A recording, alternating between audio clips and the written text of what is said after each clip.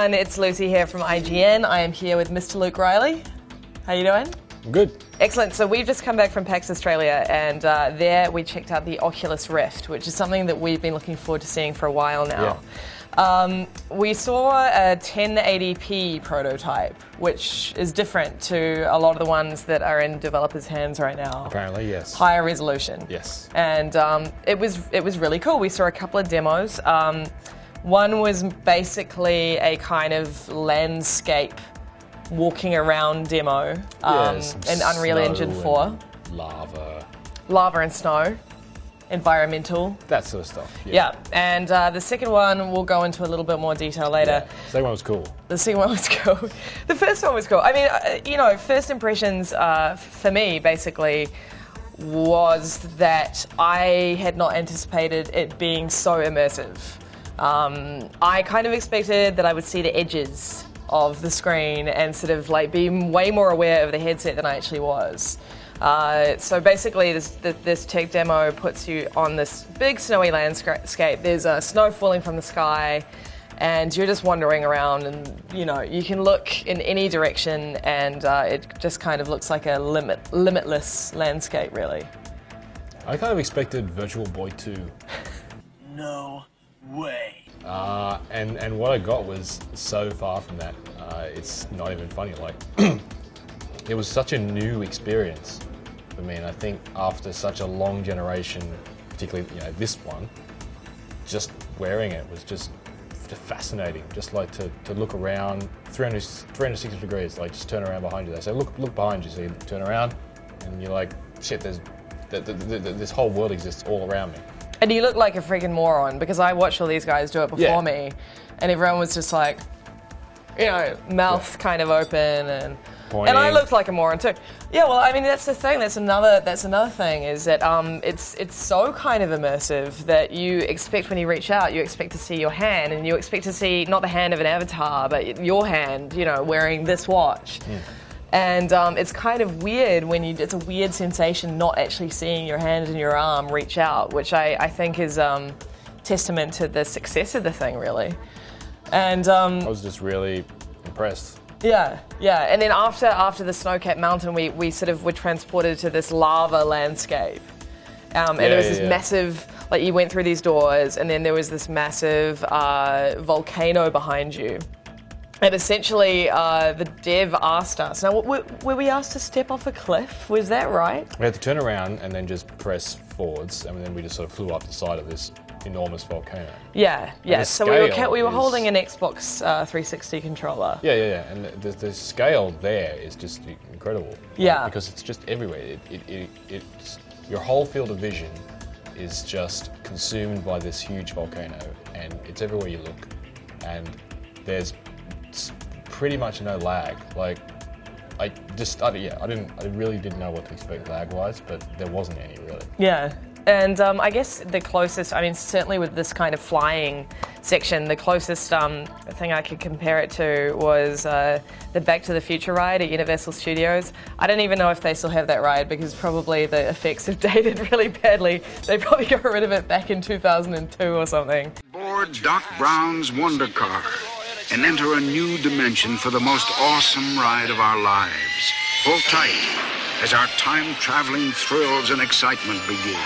But yeah, that sensation of being on one of those kind of like motion master rides where you've got a big screen and you're in a chair that moves, but you still feel like you're moving. Because when I started flying upwards, my stomach kind of dropped, and I felt so completely, and like looking down as well, you get that kind of tingling in your feet when you look down from a giant height. It's that convincing. Like, it's really quite awesome. Yeah, and a couple of niggles, a couple of quirks, I suppose. As I explained to you guys earlier, like, I've got a bit of a funky eye, and like, I wasn't wearing... I've got a weird eye. It's like, this eye doesn't work. And I wasn't wearing glasses because you can't, well, as far as I know, you can't wear glasses with that headset on top. And so, yeah, I felt like things weren't quite aligning in the way that they should.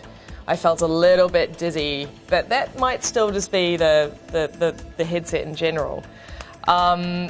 And it wasn't, you know, like for those kind of expecting, I don't know, something that looks different from a video game. It doesn't. I mean, that's not even a niggle, really. That's just the truth. It still looks like a video game. You can still see the pixels.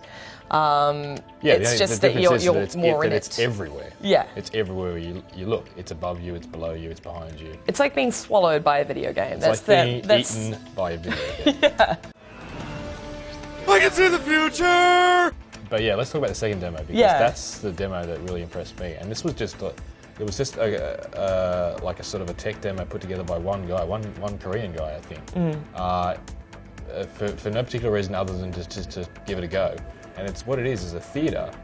And in this case, they were just showing a trailer for Man of Steel. You're just sitting in this theatre, it's all around you, and the whole place is being lit up by the glow of the screen. The brighter it gets. It was crazy. Like, and you turn around and you can see the projection, the projectionist booth, and it's flickering. It was crazy. Yeah, and I think that was one of the most impressive things about it, is that you just felt like you were there. You just felt like you were totally there, and yeah, because sitting in a theatre is the natural position that you take up in a theatre. So sitting down with the Oculus Rift on, there wasn't any kind of discord between. Yeah, and I think it was this theatre demo that really sort of got me thinking about what they can do outside of a more traditional video game experience. Because the dev that we were with started talking about, like, say, for example, we were watching a horror movie wearing this Oculus Rift headset, and the way that the developers could actually mess with you, like in a really tense moment, suddenly you could turn to your right and there Freddy Krueger would be sitting next to you. Yeah. And then you'd go insane because you were so immersed in the experience, you'd actually go crazy. Yeah.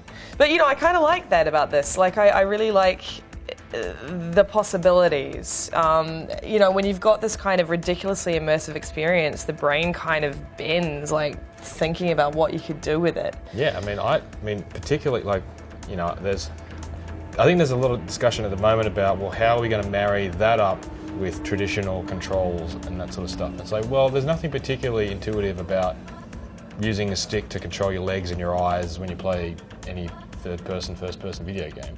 It's just a matter of kind of readjusting to, it's like, well, now I can look wherever I want and I still say move with a stick. It's like that you'll get used to. I'm pretty sure you will. Yeah. But I think particularly games that, games that simulate activities that you would be seated for, like naturally, like racing games or say sort of flight games particularly, I think that is where we'll see some of the most kick-ass stuff. Yeah, certainly at the beginning of its life cycle, like we are going to see some really exciting seated activities. Like the horror stuff that you were talking about before. Yeah. That should be, particularly with the use of sound.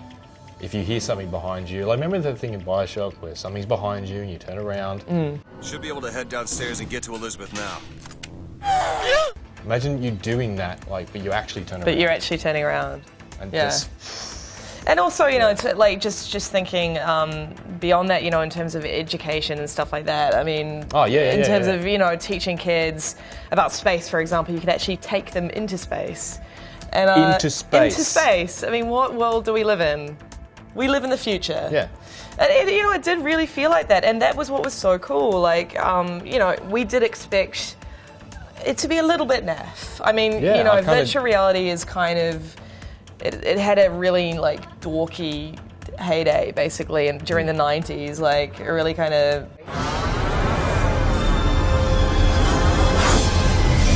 That was really bad. Yeah. And now, this is something that actually seems possible. And not only is possible, but it's really cool and really exciting. Yeah. Basically, it's really hard to describe it, now.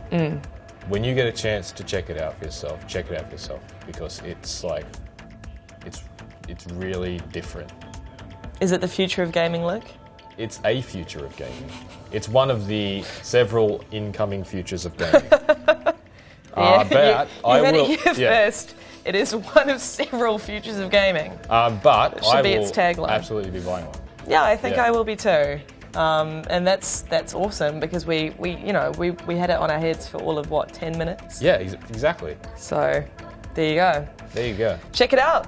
Check out one of the several futures of gaming in a few months when it comes out. I can see the future! Thanks everyone.